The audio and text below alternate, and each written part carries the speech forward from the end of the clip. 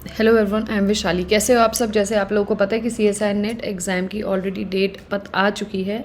तो 28 जुलाई को आपका एग्ज़ाम है। जो भी बच्चे मैथमेटिक्स के लिए प्रिपरेशन कर रहे हैं, तो अब जो मेहनत है और जो प्रिपरेशन आवर्स है, मेरे हिसाब से वो आपको और इंक्रीज़ कर देने चाहिए, क्योंकि इस समय तो टाइम डू और डाई वाला होना चाहिए कि भैया मेहनत करनी है तो सिर्फ इस एग्ज़ाम को फोकस करके करनी है।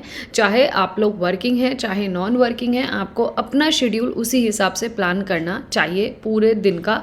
क्योंकि अगर आप देखें तो हमारे पास 20 दिन हाथ में है, उस हिसाब से हम कितना मैक्सिमम आउटपुट निकाल सकते हैं उस पे हमें काम करना चाहिए अभी। ठीक है, अब इस वीडियो में हम लोग ये डिस्कस करेंगे कि हमारे पास जैसे पार्ट ए, पार्ट बी और पार्ट सी, 3 पार्ट्स एग्जाम में आते हैं।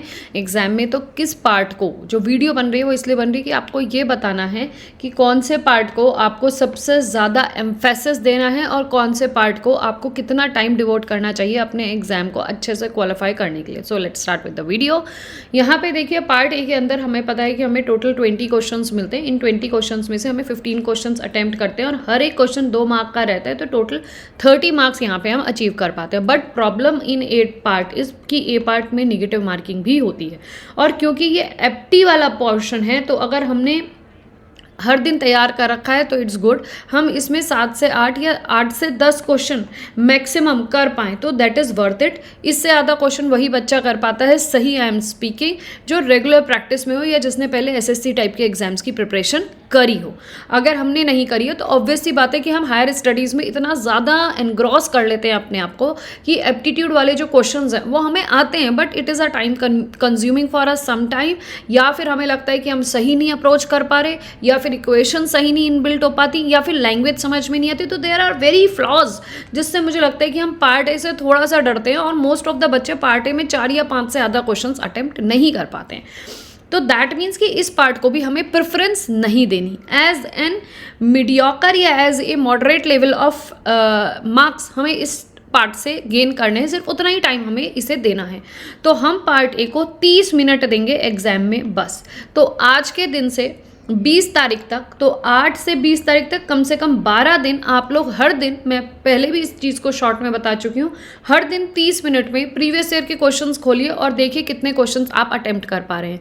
जिनके आपको आंसर्स आ रहे हैं correct, it's well and good. And in which question you are still lagging और in which question you are still not able to get the answers, उनको गूगल के थ्रू सर्च करिए, उनके आंसर्स को देखिए, एक रजिस्टर में रखिए और दूसरे दिन उस क्वेश्चन को फिर से you have to revise that portion और revise that question. Am I clear to everyone? Next पे आते हैं। पार्ट बी की जब हम बात करते हैं तो पार्ट बी में, तो यहाँ पे मैंने आपको बताया कि इस पोर्शन को हमें 30 मिनट देना है ड्यूरिंग द एग्जाम, अपने एग्जाम के टाइम पे, और plus every day means every day we have to work 30 minute to 45 minute दिन in this part till 20th July. आप खुद में अपने आप को इम्प्रूवमेंट देखोगे। ठीक है, देखो क्वेश्चन कितने हो पाते हैं आधे घंटे में, 40 मिनट में कितने क्वेश्चंस हो रहे हैं। तो हर दिन करोगे और एक टाइम स्लॉट बना के कि रात को 7 से 8 कर रही हूँ मैं, उसके बीच में करना है, सुबह 7 से 8 करना है, दिन में 2 से 3 करना है। कोई भी एक टाइम स्लॉट दिन का पकड़ो और इसकी प्रैक्टिस शुरू कर दो। ठीक है, नेक्स्ट पे आते हैं। अब बात करते हैं पार्ट बी की।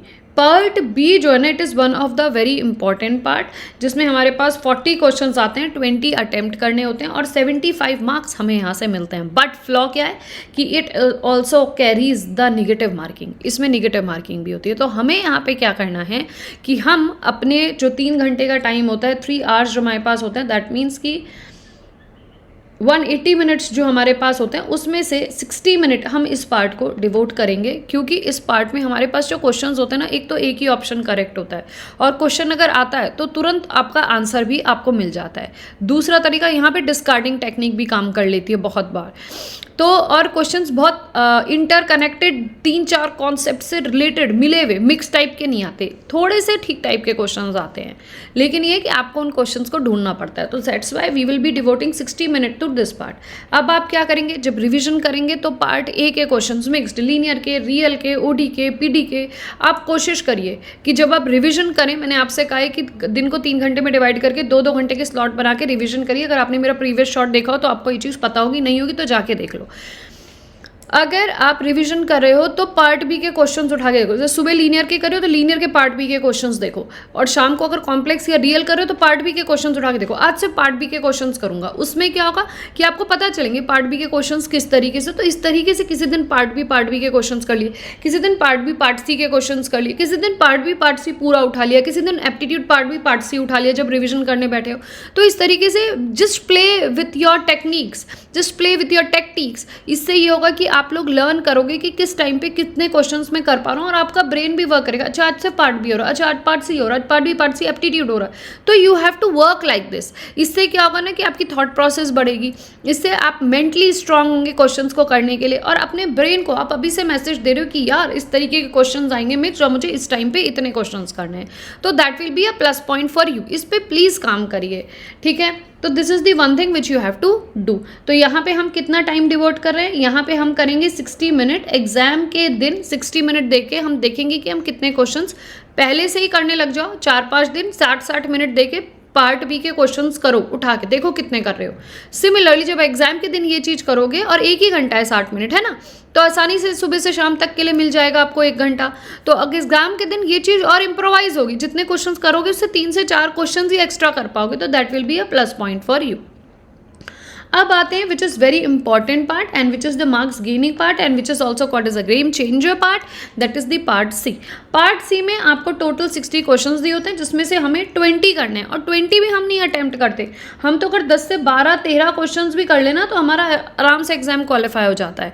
तो यहाँ पे 20 में से भी 12 क्वेश्चंस को ढूंढना is a very difficult task, और उसमें भी वो जो 10 से 12 क्वेश्चंस होंगे they are not like part B direct questions, they are like या तो कभी किसी क्वेश्चन, किसी थ्योरी, किसी प्रॉपर्टी के स्टेटमेंट्स पे क्वेश्चंस बन जाएगा, या फिर 3-4 स्टेटमेंट्स को मर्ज करके बनेगा, या 2-3 चैप्टर्स के कॉन्सेप्ट्स को मर्ज करके बनेगा। तो इसीलिए आप पार्ट सी को यहाँ पे 1.5 घंटे का टाइम एलोकेट करेंगे जब आप एग्जाम को देने के लिए जाएंगे। So which is more important, more crucial part is your part C, which takes your maximum time during exam and in which you have to attempt the maximum number of questions, क्योंकि it has no negative marking, सिर्फ positive marking है, या फिर no marking का concept है, गलत mark करोगे तो नो मार्किंग, और इसमें हर एक क्वेश्चन तुम्हारा 4.75 मार्क्स का है। तो यहाँ पे हम एलोकेट करेंगे 1.5 घंटा। अब आप इस तरीके से अपने एग्जाम की आज से ही प्रैक्टिस कर सकते हो। सुबह के 1 घंटा निकाल के पार्ट बी के क्वेश्चंस करके देखें मिक्स्ड, और शाम का 1.5 घंटा निकाल के सिर्फ पार्ट सी के क्वेश्चंस करके देखें। उसके अलावा जो अपना रिविजन तुम्हारा चल रहा है वो निकाल लो। तो दिन के 2 घंटा या 2.5 घंटा तुम इस तरीके से रिविजन कर सकते हो, ठीक है। तो that will help you to boost your preparation. और हर दिन नहीं करना, हफ्ते में 2 दिन कर लो, तो 2-3 हफ्ते तुम्हें इस बीच मिल जाएंगे, ठीक है। एक ये जो आधा फिनिश मतलब 2 ही दिन खत्म हुए ये, और नेक्स्ट 2 और, तो इसमें 3 दिन कर लो। सिर्फ पार्ट सी उठा के देखो कितने क्वेश्चंस हो रहे हैं, फिर पार्ट सी, और लग रहा है कि इस तरीके से अगर प्रॉफिट मिल रहा है या पॉजिटिवनेस आ रही है तो इसी तरीके से रिविजन कर सकते हो। एट एनी हाउ आप PYQs के थ्रू रिविजन करिए या मॉक टेस्ट सीरीज के करिए, एक बार सिर्फ पार्ट बी और पार्ट सी करके जरूर जाइए। इससे ये होगा कि आपको ब्रेन ऑलरेडी ट्रेन होगा कि आपको किस तरीके से एग्जाम पे काम करना है। अब क्या होता है, जब हमारे पास एग्जाम में विंडो ओपन होती है, पार्ट सी के क्वेश्चंस में बीच बीच में पार्ट बी थोड़े ना आता है, सिर्फ पार्ट सी मिलता है आपको, है ना। तो आप पार्ट सी पे फोकस करके करते हो, ये थोड़ा ना करते हो कि अच्छा ये लीनियर पहले पार्ट सी में चले जाऊंगा, अरे अब पार्ट बी में जंप कर, अरे पार्ट ए में। इस तरीके से तो नहीं करते ना। मोस्ट ऑफ द 95% बच्चे पार्ट बी में है तो पार्ट बी के ही क्वेश्चंस फोकस करते हैं, पार्ट सी में तो पार्ट सी के क्वेश्चंस ही फोकस करते हैं। तो you have to work accordingly what you will going to do in your exam. The same process you will going to repeat now as one or the other day during your preparatory days. ये आपको बहुत ज़रूरी है अपने रोज के काम में इन चीज़ों को अप्लाई करना, कि मैं 1.5 आवर्स में पार्ट सी के कितने क्वेश्चंस कर पाऊंगा। सो अगर वीडियो अच्छी लगी हो तो चैनल को ज़रूर सब्सक्राइब करिए। और रात को लाइव क्लासेस चल रही हैं, मोस्टली 9:30 और 9:45 PM पे मैं लाइव क्लासेस ले रही हूँ। अभी हम प्रैक्टिस कर रहे हैं रियल एनालिसिस। अगर आप चाहें तो उन क्लासेस से जुड़ सकते हैं।